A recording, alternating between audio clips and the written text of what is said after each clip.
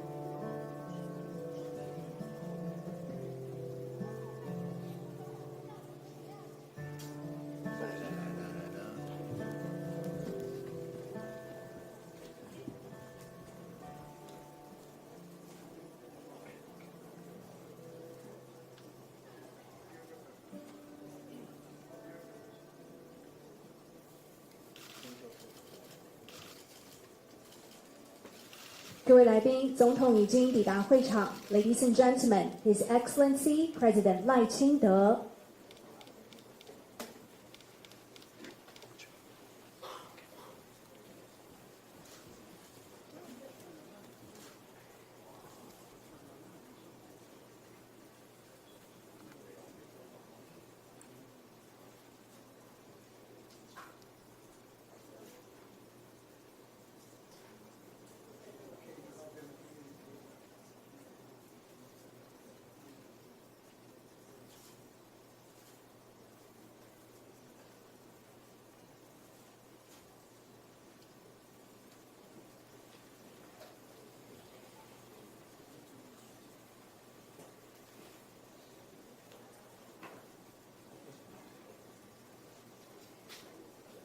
各位来宾，欢迎莅临由台湾民主基金会、驻台北以色列经济文化办事处以及德国在台协会所主办的2025国际犹太大屠杀纪念会。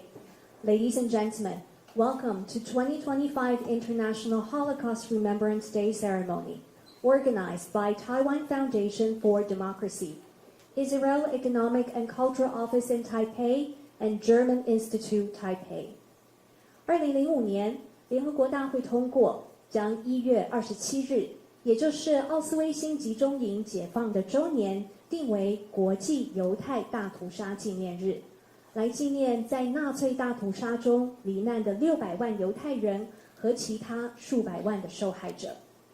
In 2005, the United Nations designated January 27th the anniversary of the liberation of Auschwitz concentration camp as International Holocaust Remembrance Day to honor the 6 million Jewish victims of the Holocaust and millions of other victims of Nazism.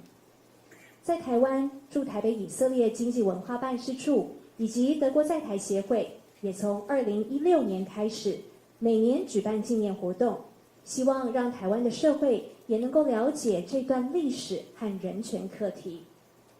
Since 2016, the Israel Economic and Cultural Office in Taipei and German Institute Taipei have co-hosted events in Taiwan each year, not only to commemorate the International Holocaust Remembrance Day, but also for the Taiwanese society to learn more about the Holocaust and its significance in the advancement of human rights. To begin with, it is our great honor today to welcome a special guest from Israel, Ms. Orly Sela. 今天纪念会一开始，我们非常荣幸能够邀请到一位来自于以色列的特别来宾 Orly Sela 女士。Orly 是犹太大屠杀幸存者的第3代后裔。多年来，她肩负着一项特别而且深刻的使命，也就是以第一人称的方式来讲述她祖母的故事，成为记忆的守护者和传承者。她是记忆传承大使计划的推动者之一，透过深情的叙述，让历史得以延续，也让记忆能够持续的发生。Orly is a third-generation descendant of a Holocaust survivor. For many years, she has carried a deeply meaningful mission, that is, to tell the life story of her grandmother in the first person, becoming both a guardian and transmitter of memory. As a key contributor to the Remembrance Ambassador in First Person Initiative, she shares these stories with great empathy and conviction, ensuring that history continues to live and that memory continues to speak. Orly 从小和她的祖母 Judith Bix 共同生活，并且也陪伴祖母走过人生的最后岁月。今天 Orly 将带来祖母的故事，不只是历史的重现，更让我们思索人性如何在极端黑暗中仍发出微光。Orly grew up living with her grandmother, Judith Bix, and was by her side through her final years. Today, Orly will share her grandmother's story, and through her words, we will hear the quiet strengths of a life lived through darkness, and reflect on how light can still emerge from humanity, even in the darkest of moments.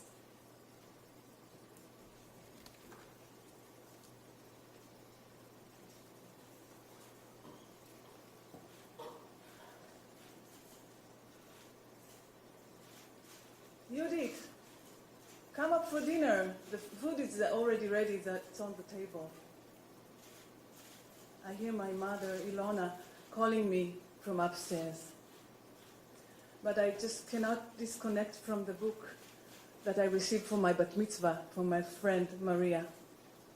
The year is 1935. I love reading, mainly in the basement of our house in Bekes Chaba. It's clean and full with colorful jars of jam. Judith, come now! Janos is already sitting and we are all hungry. That's my father, Leopold, and I understand that I have to come up now. My name is Judith Bix, and I was born in Bekes Chaba in January 23. We were a secular family, patriotic Hungarians. We loved Hungary. We had a lot of friends that were not Jewish, and we went to the synagogue only on high holidays like Simchat Torah and Yom Kippur. When I was 12, I celebrated my bat mitzvah with a group of friends that were only interested in what to wear.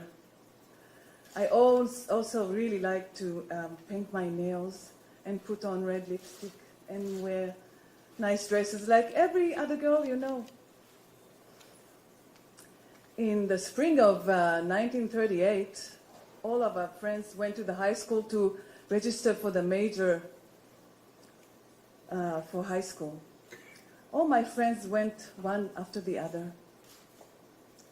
And when it was my turn, I went into the office and wanted to major the biology that I chosen, but the secretary told me that I cannot because of the Jewish laws that just came into effect. She said, you cannot study here anymore. You can go to a vocational school and study something else, like a professional school. So I went outside and I was in shock. My friends hugged me and said, we're sure that a solution would be found and we could all learn together. But tragically, of course, no solution was found. My father, who owned a leather goods store, suggested that I would go and study shoemaking because he owned a leather goods store, as I told you, and we thought that maybe in the future we will open a shoe part in the store. So I did that, even though I didn't really like it, but I went there. In 1944, we were all ordered to wear a yellow badge on every piece of clothing. The Hungarian authorities gave to the German lists of all the Jewish people in the city, and they ordered us to go to the ghetto. My parents were lucky to find work in a farm not so far, and we went there and worked for food. It was just labor without salary, and my parents were city people, were really not coping with the situation, but we tried to help them, me and my beloved brother Janos. We told them that maybe when things would calm down, we go back home and stay together and start to live like we normally lived. We started to hear rumors that they are taking the Jews from the ghetto by trains to an unknown destinations. My parents bought cyanide pills and told us, "You two are young people. You'll fled Hungary. We don't want to burden you. We will take the pills and commit suicide." "You cannot do that," I told them. "Let's do it together. Stay as a family. We will help you." And one day, as I said, we go back home. And now, when I'm much older, I'm an old woman, I think maybe I shouldn't have convinced them to not commit suicide, because, as you'll hear later, my father almost made it to the liberation, but he perished from hunger. And my mom, my dear mom, Ilona, she was burned in Auschwitz. Eventually, we had to leave the farm and went to the train station area in Bekeshaba. We were there for 3 weeks in an overcrowded situation of Jews coming and coming and coming from all over the region. And then they started to put us on the trains, the famous cattle trains. I'm sorry, I'm so emotional. I don't really remember what day they put us on the train or how many days the journey took. I do remember that we never separated, my brother, my mother, my father, and me, Judith. We were really stuck together because it was so crowded inside. No windows, as I told you, it was cattle trains. It wasn't meant for human, as the trains that you all know. No food was available. I don't remember if we ate at all. No air was available as well, because the small windows up there were closed. Sometimes the train stopped, but the doors never opened. There was a bucket on the side of the carriage for defecating, but we couldn't reach it, of course, because it was so crowded inside and scary. I was about 19. Yeah, it was horrible. And finally, the train came to a stop. The doors opened. The light was so bright after this darkness inside the train. Immediately heard screams of Germans, "Schnell, schnell, get out of the train." Barks, big dogs are barking.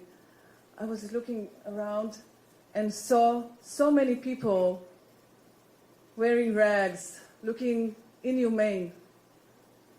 I heard screams. I saw big chimneys spitting black smoke without stopping. I thought, did I get to hell? No, it was Auschwitz. They immediately separated us to 2 rows of men and women. My brother, Janos, went with our father, and I went with my mother. We were walking, and at the end of the column, sat on a high chair, a German officer wearing a white robe. Later, I found out his name was Mengele. May his name and memory be erased forever. So, my mom suffered from the train ride so bad, so she broke her tooth, and she looked so much older than her real age was 48. So he gestured left to my mother and right to me. The only thing I remember is my mother begging him, "Das ist meine Tochter, this is my daughter," but he couldn't care less. And that was the last time I ever saw my mother. Luckily, I met my aunt and her daughter, and together we stayed in the camp in Auschwitz. Every day, Mengele arrived, sat on a high chair, and we had to go naked, and he chose women as he saw fit. Later, we found out about the experiments that he did in these women. He chose me more than once, but luckily, and I don't know how, instinctively, I managed to hide, and if not, I wasn't here to tell the story. I have stories about every hour in Auschwitz.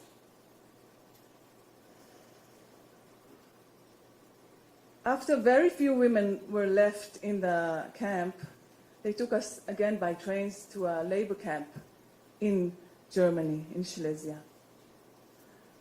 My cousin, my aunt, and me were sent to work in a factory for bomb parts for the Germans.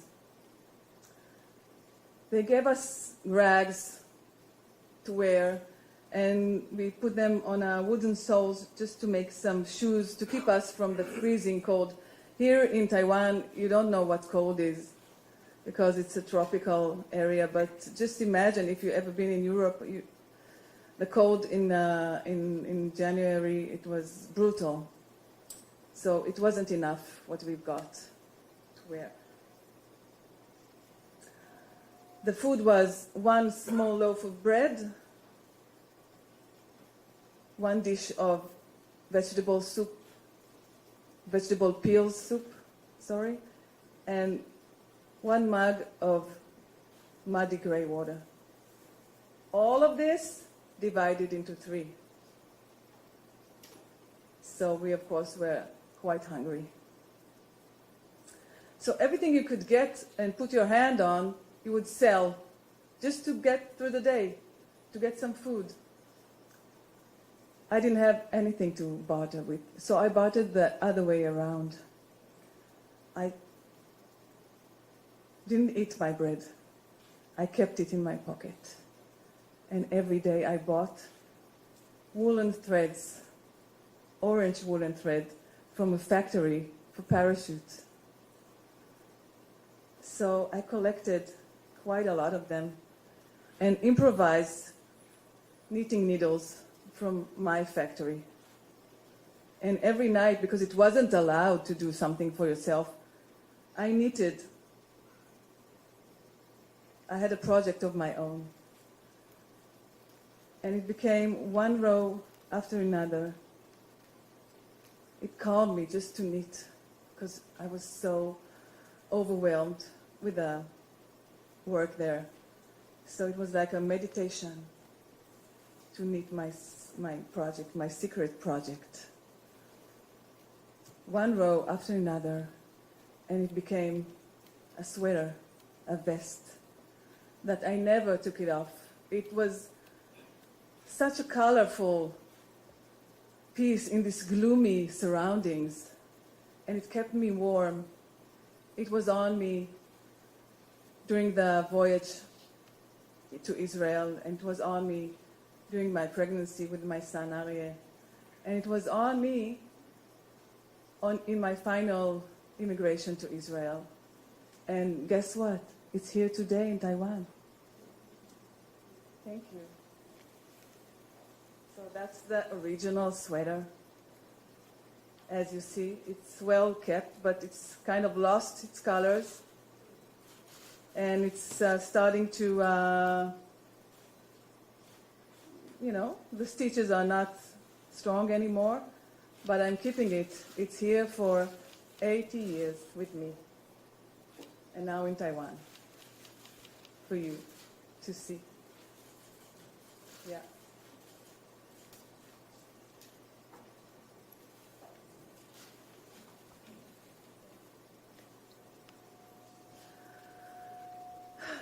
The Germans started to understand that the Soviet army is approaching. So they understood also that they couldn't complete the mission of killing us all. So they stole everything they can and left. One morning we woke up to a camp. No Germans, no Nazis. We are free. The Ukrainians liberated our camp in 1945. But they also shouted at us, until now you did nothing. Go and work if you want to eat. Where can we work?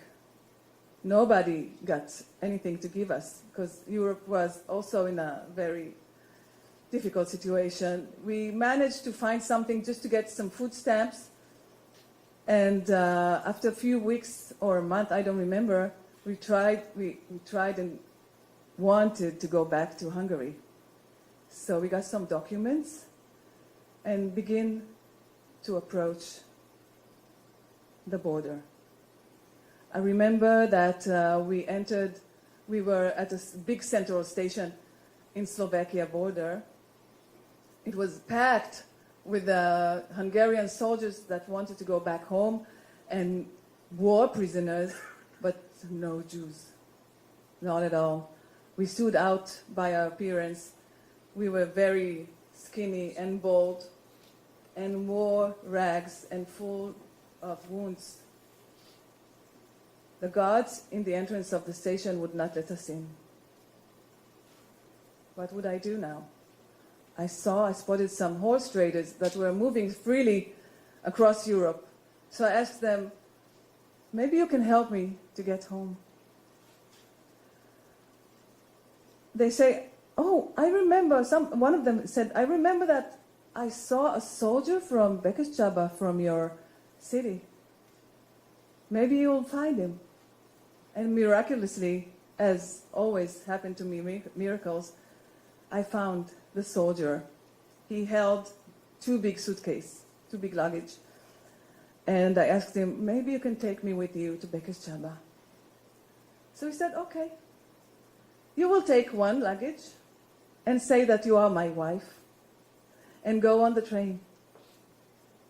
So I said, wow, thank you so much. Maybe when we get to Bekeshchaba, I will repay you with maybe shoes, because as you remember, I learned how to make beautiful shoes. So he said, let's do it. And the train arrived. I went on the car with a suitcase and I sat on it. It was filled and packed, and I didn't know with what, but I imagined it was food because I was so hungry. But suddenly the train started to go, and my husband wasn't there. I got panicked. What if they catch me without a ticket or documents, sitting on a luggage that is not mine? But another soldier that was on the train said that, don't worry, you'll be my wife, and we go together. So I breath in relief. On the next station, my original husband, I saw him running and going to the car. And both of them took me under their wings. And that was the lucky thing, because this train took forever to arrive to Bekesh Chaba, because it was affected by the war, so it couldn't go straight. And by nights when the train stopped, horrible things happened to the people, the women that was on the train with the drunk soldiers. I don't want to even think about it. I was protected. Finally, we arrived to Bekesh Chaba. And then the soldier gone. He disappeared. And I don't know his name. But maybe if I find him someday, I'll repay him with a beautiful pair of shoes. But I was home, and I stood there, and I was afraid to approach our house because I didn't know what I would find and who I would find there. But I started going, and from the main street, people were shouting at me, "Here's another Jew returns. We thought they killed you all, but more are coming back." But I still kept going, and I found our house. It was taken by another family. And then I saw the neighbor, our neighbor, and she said, "Wow, you're also back." So I asked, "Why also? Who's back?" She said, "Your brother Janosch was here like 2 weeks ago. Do you know where he went?" "I think he went to Romania, to your uncle." So immediately I took a train to Romania and finally met my dear brother. I think we hugged for a whole day. He showed me the number on his hand, because I don't have a number, and told me a little bit of what he did in those years, because it was too difficult for him to share the story. He told me about our father, our dear father, that was perished from hunger, as I told you. And we decided that the only place for us to go is Israel. So we went to a place in Germany that they taught us how to work in the farms of Israel, how to cultivate the land, taught us Hebrew. And then I met my husband Shmuel.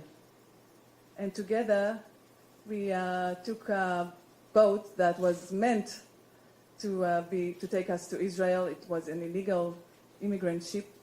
And I fell pregnant during this voyage.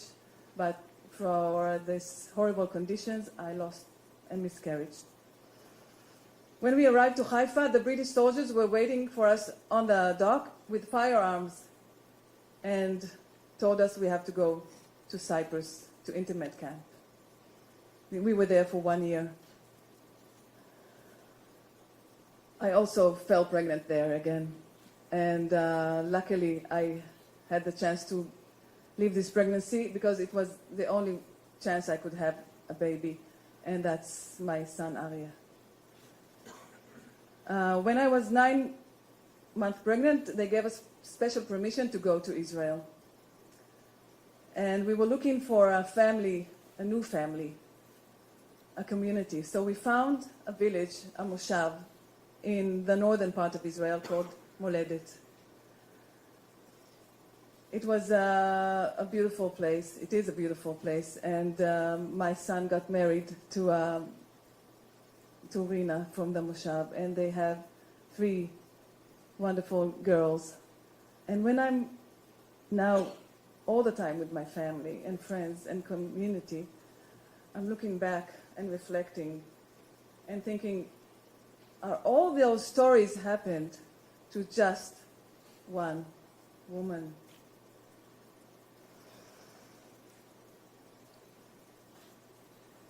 thank you for listening. My name is Orly Sela, and I'm super emotional.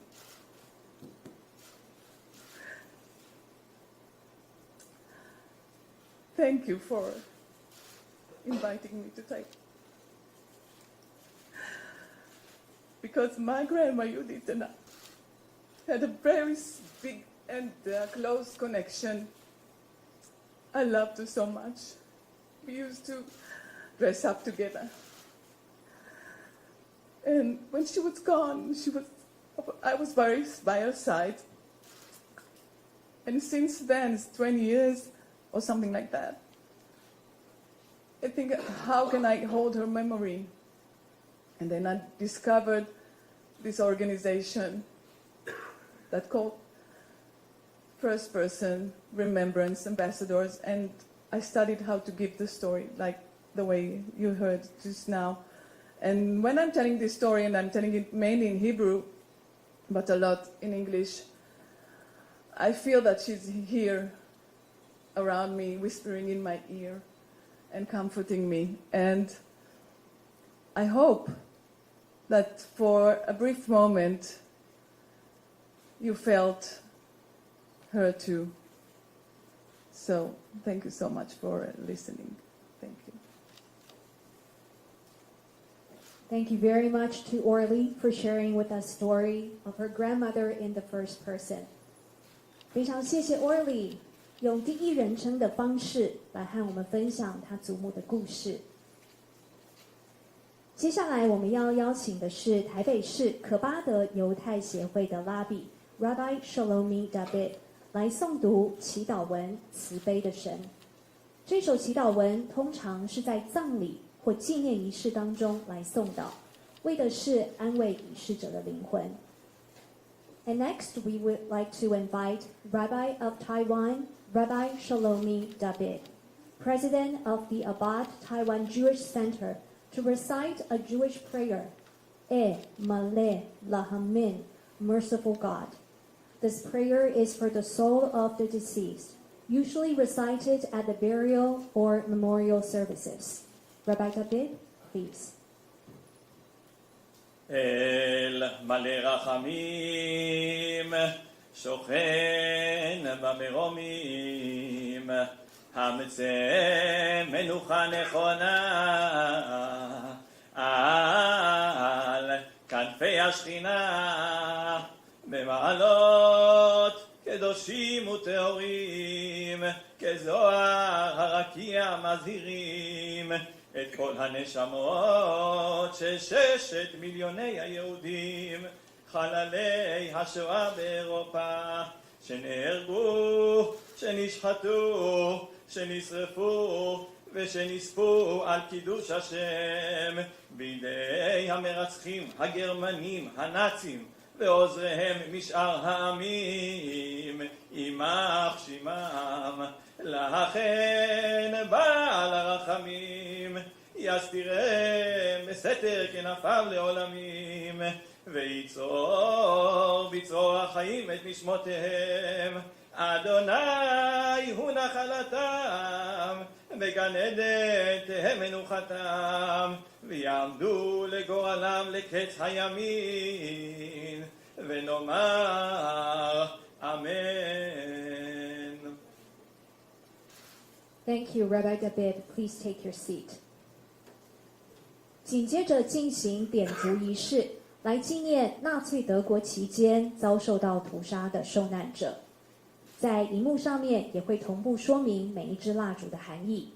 We will now light 6 candles in memory of those who were murdered during the Holocaust.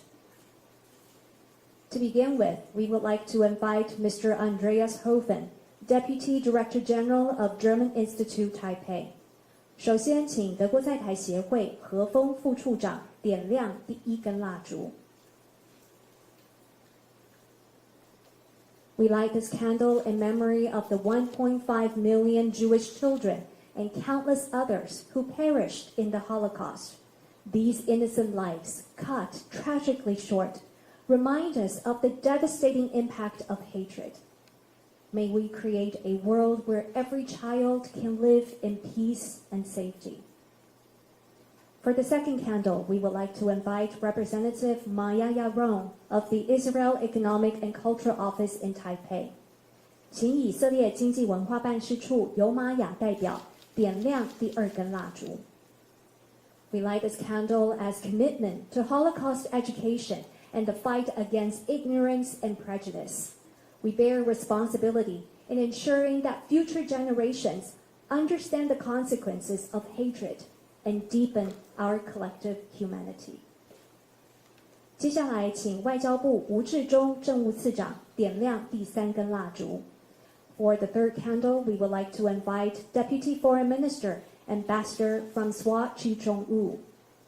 We light this candle to recognize the courage and humanity of the righteous among the nations, those who risked their lives to save Jews during the Holocaust. Among them, Dr. Hofen Shen, a diplomat who helped thousands of Jews. Their moral courage and selflessness shine as a beacon of hope. 再来，请国家安全会议吴钊燮秘书长点亮第4根蜡烛。For the fourth candle, we would like to invite Secretary General of National Security Council, Dr. 钊燮 Joseph Wu. We light this candle for our collective hope for a world free from anti-Semitism, racism, and all forms of discrimination. May it shine brightly and guide us towards peace, understanding, and mutual respect. 接下来，请台湾民主基金会韩国瑜董事长点亮第5根蜡烛。For the fifth candle, we would like to invite Chairman of Taiwan Foundation for Democracy, Mr. Daniel Han. We light this candle to honor the resilience and strengths of Holocaust survivors. Their stories are a powerful reminder of the human spirit's capacity to overcome darkness and despair, and we bear responsibility to carry their legacy to future generations. May this light symbolize hope and renewal. 最后，让我们恭请赖清德总统点亮第6根蜡烛。For the sixth candle, we would like to invite His Excellency President Lai Ching-te. We light this candle in remembrance of the 6 million Jewish lives lost during the Holocaust. May their memory be a beacon that guides us towards a world of compassion and understanding, ensuring such atrocities are never repeated. 接下来我们进行合影 We will now take a group photo. 请各位先看向中间摄影师的镜头 Please look into our photographers in the center.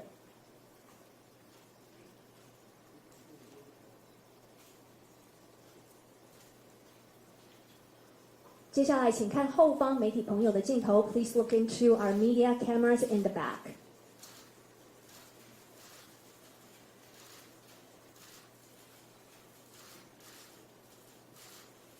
Thank you. Please remain on the stage. 我们接下来邀请以色列议员代表团一起上台合影。And now we would like to invite delegates from the Knesset on the stage for another group photo. Please welcome Parliamentary Advisor Adi Shohan, MK Yoav Sakalovitz, MK Marav Ben Ari, MK Boaz Toporowski, MK Ron Ben Barak, and Secretary General of Hanua Party, Mr. Yoel Hassan.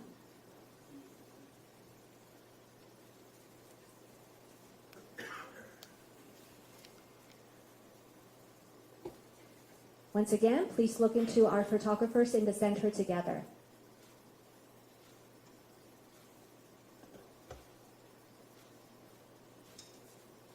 And now please look into the media camera in the back.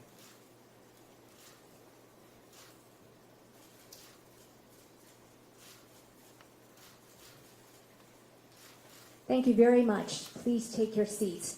谢谢各位长官的配合，请大家回座。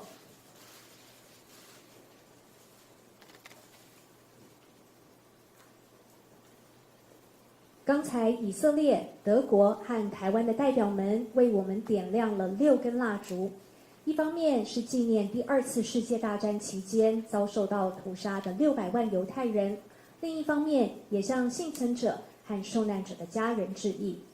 The 6 candles lit by representatives from Israel, Germany, and Taiwan are not only to honor the 6 million Jews who were murdered during the World War II, but also to pay respect to the survivors and families of the Holocaust victims. 接下来，让我们邀请台湾民主基金会韩国瑜董事长上台致辞。And now we would like to invite Mr. Daniel Han, Chairman of Taiwan Foundation for Democracy, to give us some remarks. 赖总统、吴秘书长、吴次长，以及以色列代表的我们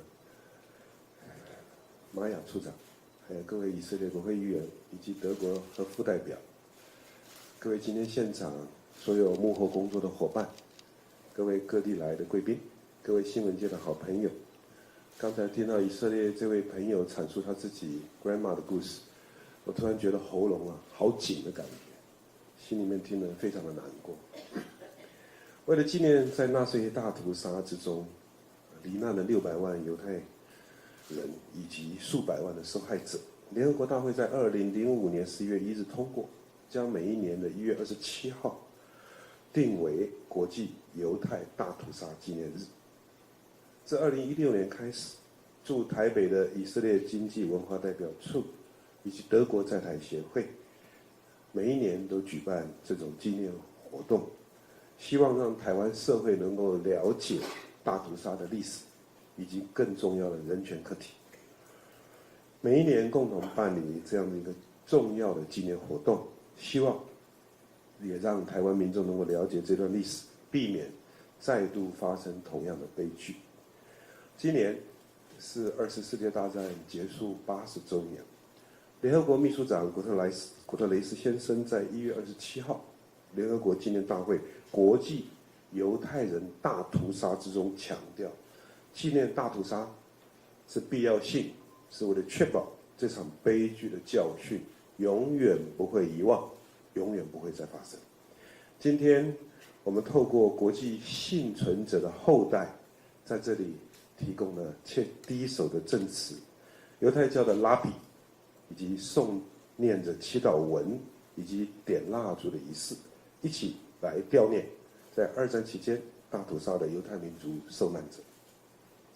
作为一个文明的社会，政治可以有对立，立场可以不同，但我们对历史、对人权都应该展现基本的尊重。在缅怀受难受害者的同时，包括领导者与每一位公民朋友，我们都有责任，必须倾听以及了解幸存者及受害者的心声，采取行动，避免危害人类人性的可怕罪行再次发生。台湾民主基金会成立以来，我们所信奉的核心价值以及理念，是为民主及人权是民主国家共同的语言，更是全球民主同盟共同坚守的普世价值。透过今天的这样的一个纪念活动，我们希望能够让台湾的民众更深刻地了解这段历史，同时也能学习以色列与德国如何能够面对历史的悲剧，又能够再一次共同的携手努力，避免同样的悲剧再次发生。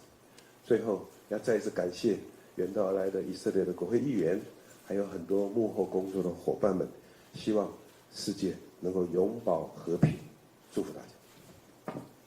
谢谢董事长，请董事长回座。再来，让我们邀请德国在台协会何峰副处长上台致辞。And next, we would like to invite Mr. Andreas Hofen, Deputy Director General of German Institute Taipei, to give us some remarks. Dear Maya, President Lai, Secretary General Wu, Deputy Minister Wu, Chairman Han, distinguished guests from Israel, members of the Knesset, Sela, ladies and gentlemen. Thank you for giving me the honor to speak on behalf of the German Institute and also to represent Germany today. My birthday is the 27th of January. I was born many years after the end of the Second World War, and on January 27th, as we heard many times, 1945, the concentration camp of Auschwitz was liberated.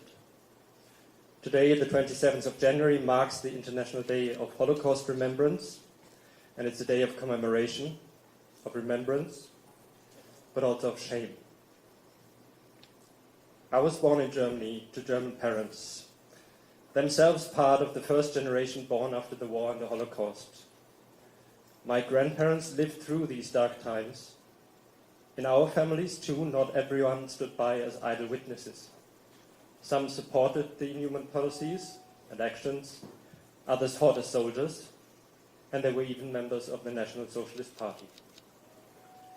Therefore, as a German, born years after the end of the Nazi tyranny, I feel shame and a responsibility to remember the Holocaust, this darkest chapter of human history, a chapter that we Germans have written with the blood and the tears of the victims.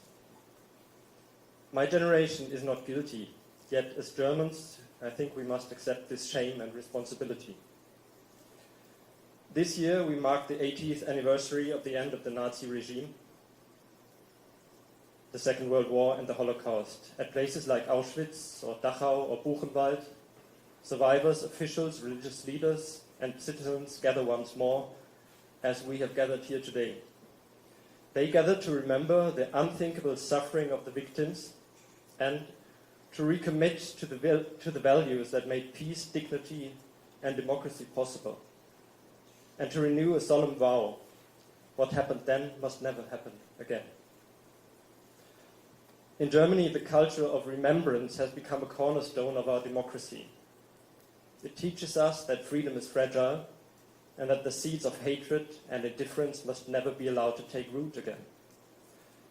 But Germany's journey of remembrance is neither perfect nor can it ever be completed. And we must never feel too confident. Memory, too, can be very fragile. According to a recent survey, over 50% of Germans believe it's time to draw a line under the Nazi past. And these are not just numbers. These are signs of erosion of empathy, of awareness, of historical responsibility, and of the core of our democracy and humanity. Across Germany and Europe, we are witnessing dangerous attempts to rewrite history, to minimize crimes, and to discredit places of memory. In Buchenwald and other memorials, right-wing extremists have sought to distort what these sites stand for, even in the last years. The Italian writer Primo Levi, in his work, describes the mechanism of denial by quoting a German SS soldier speaking to a Jewish prisoner. However this war may end, we have won the war against you. None of you will be left to bear witness. But even if some of you survive, the world would not believe you. That is why, as Germans, irrespective of our age, as the children and grandchildren of the generation of perpetrators, we must be clear. Forgetting about history is not an option. Distortion of history is not freedom of opinion. And silence is never neutral. It is essential that we continue along the path of remembrance, and we are not alone on this path. Taiwan and Israel both know the power and the pain of history and remembrance. In Israel, the memory of the Shoah, as I understand it, is not only about mourning, it's also about justice, and it's about resilience. In Taiwan, we see an increasingly open engagement with difficult chapters of Taiwan's past, a courageous and necessary step for every democracy. I'm very grateful to our friends from Taiwan for making this event today possible once more. Your engagement and presence honor the universal importance of memory and human dignity. To our Israeli guests, to the survivors, children and grandchildren, your story reminds us that remembrance must never be a burden, it's a moral duty. It's a responsibility that we, as younger generations of Germans, have inherited and that we will honor. Events of remembrance as the one today are not only essential to preserve the memory of what was, but also to renew the pledge of never again. The German writer Erich Kästner put it this way: The events from 1933 to 1945 should have been fought in 1928 at the latest. Later, it was too late. One must not wait until the snowball has become an avalanche. One must crush the rolling snowball. So, let us all be vigilant as we stand together today. Let us protect the truth against denial and distortion, protect dignity against hate, protect memory against forgetting and erasure, not solely out of guilt and shame, but out of responsibility. Let us make sure that what was shall never be again. Thank you very much to Mr. Hofen. Thank you. Please take your seat. 接下来，让我们邀请驻台北以色列经济文化办事处尤玛雅代表上台致辞。And next, we would like to invite Representative Maya Yaron of Israel Economic and Cultural Office in Taipei to give us some remarks. His Excellency President Lai, Chairman of the Taiwan Foundation of Democracy and Speaker of the Legislative Yuan, Mr. Han, Secretary General of the National Security Council, Dr. Wu, Deputy Minister of Foreign Affairs, Dr. Wu, President of Taiwan Foundation for Democracy, Dr. Liao, Deputy Director General of the German Institute, Taipei, Mr. Hofen, honored members of the Israeli Knesset, distinguished representatives, honored guests, ladies and gentlemen, thank you for being here today to mark International Holocaust Remembrance Day. We're standing here today thousands of miles away from Europe, and where World War II happened 80 years ago with the Holocaust. Yet we stand here together, bound by our shared commitment to education, tolerance, and the pursuit of coexistence within our democratic societies. Today we remember the 6 million Jewish men, women, and children whose lives were stolen by hatred. We remember the families torn apart, the communities destroyed, and the Jewish civilization that was nearly erased. The Holocaust was not only an attack on the Jewish people. It was an assault on humanity itself. It's a grim warning that is relevant also today, also here in Asia, of what happens when hatred is allowed to fester unchecked. For our speaker, Orly, for me personally, for many Israeli families and people, the Holocaust is not just history, it is personal. My own family carries its scars, and its echoes live in my family from generation to generation. Stories of loved ones lost, of a world that looked away when it mattered most. These stories deserve to be remembered and told, and they serve us as a reminder that the lessons of the past are never truly behind us. Thank you, Orly, for sharing your grandmother's story with us. During the past years, we have dedicated much time and effort here in Taiwan to promote Holocaust history and education. Unfortunately, many are not yet familiar with the important lessons of the Holocaust and the current day's rise in discrimination against Jewish people. The Holocaust is seen as a European tragedy, far away and disconnected from Asia's experience. Yet, the atrocities of October 7 were not just an attack on Israel. Again, once again, they were an attack on the shared values of humanity. The images and testimonies that emerged from that day, the systematic targeting of civilians, the deliberate cruelty, brought back memories of the darkest chapters of Jewish history. But there is a difference now. Today, Israel stands strong. Jews have an army that defend our people, a society that is refusing to be broken, and a global community, including here in Taiwan, of friends that continue to stand with us. We will never again be defenseless, and we will never again allow history to repeat. Taiwan, too, has known oppression, struggle, and the fight for dignity. The lessons of the Holocaust are universal, and they're relevant also to Taiwanese people.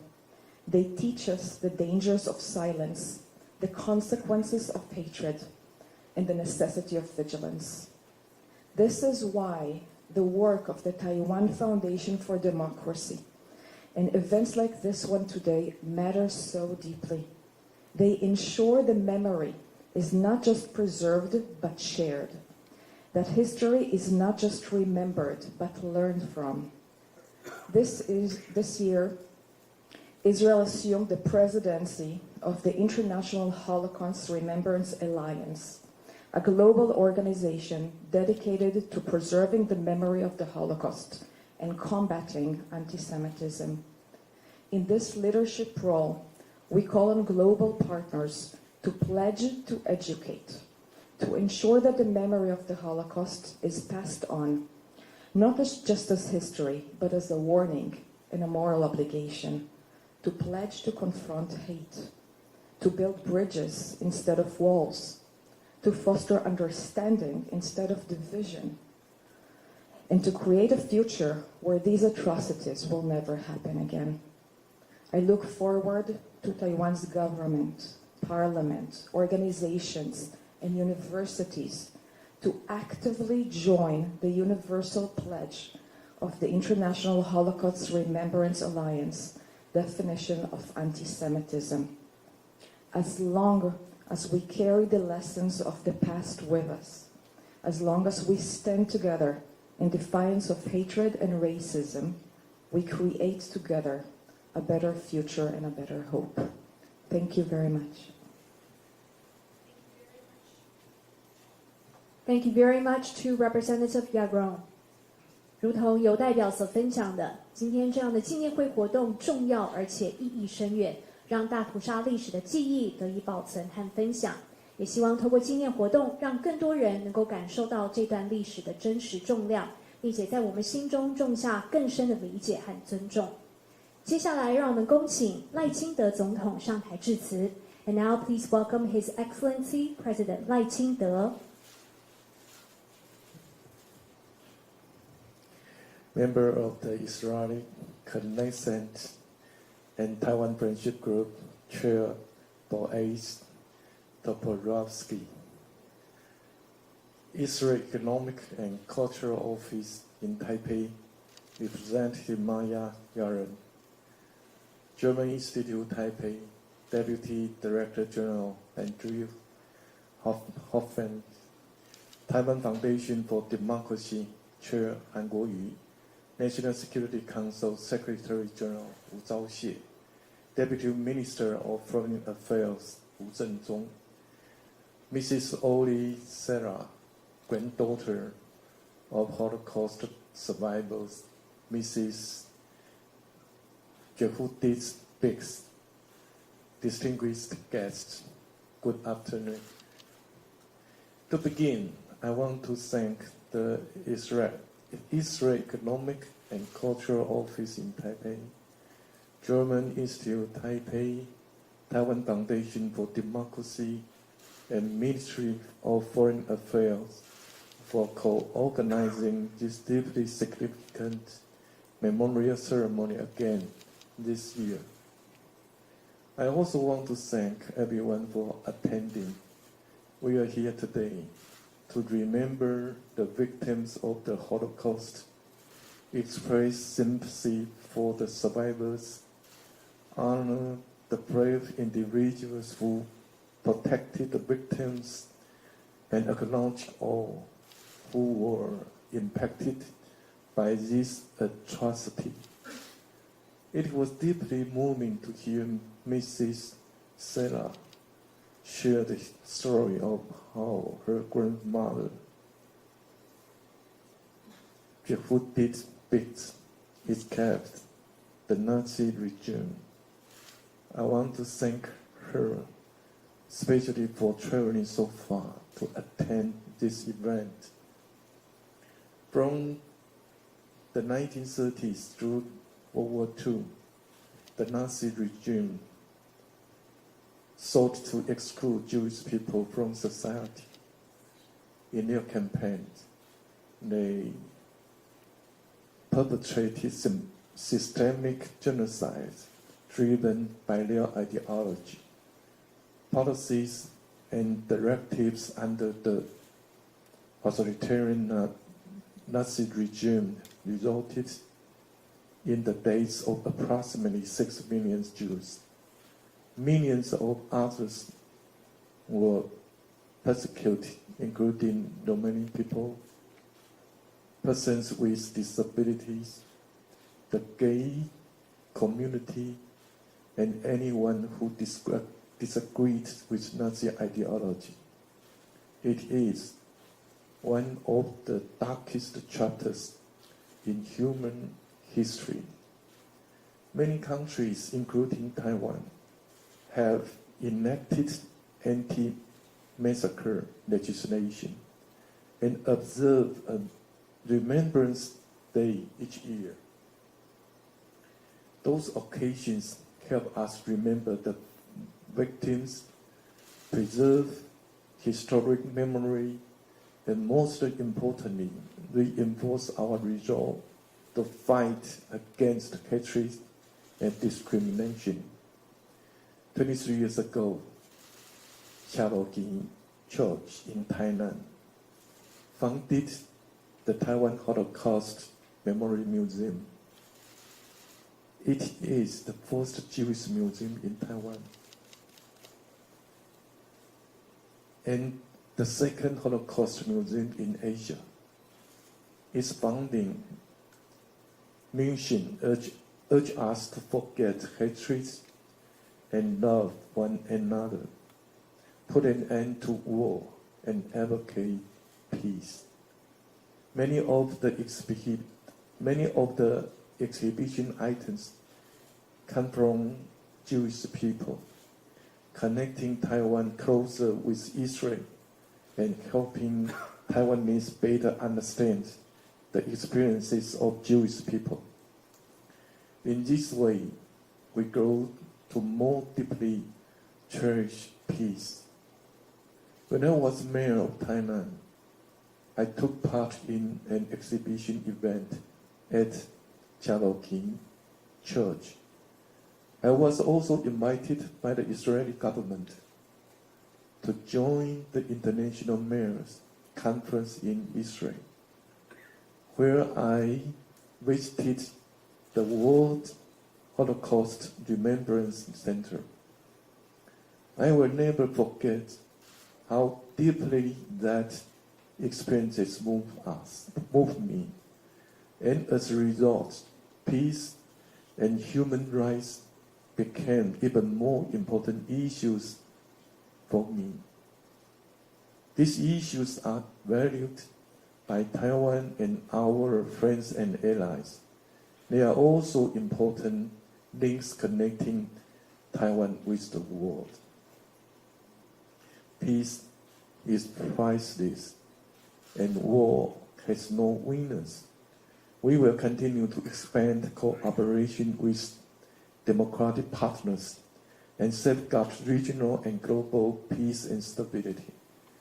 We will also continue to make greater contributions and work with the international community to defend democracy, freedom, and human rights.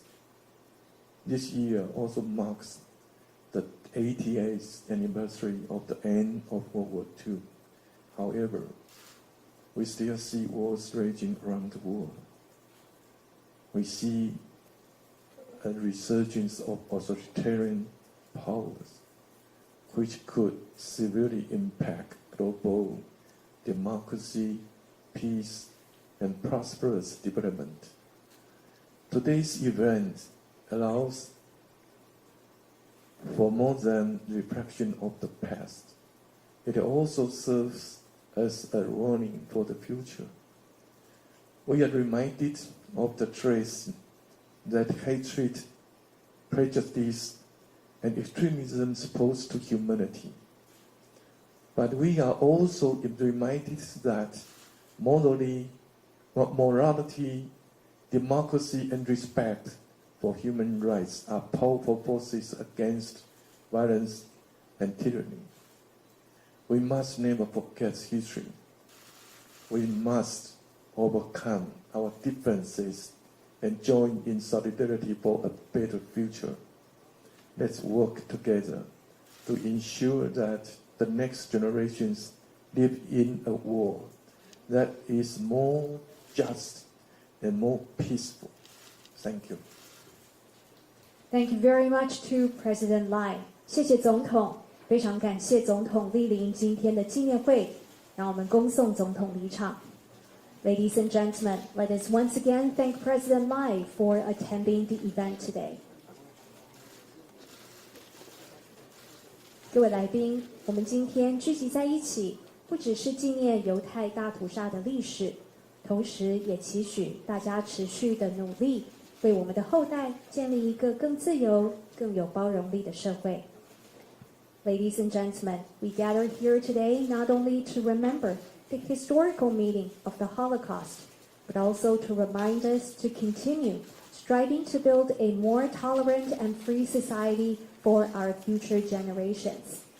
今天我们的纪念会活动到这边圆满的告一个段落，非常感谢大家的参与。Ladies and gentlemen, this concludes the event today. Thank you very much for joining us. 再一次谢谢各位今天的莅临。离场的时候也请记得您随身携带的物品。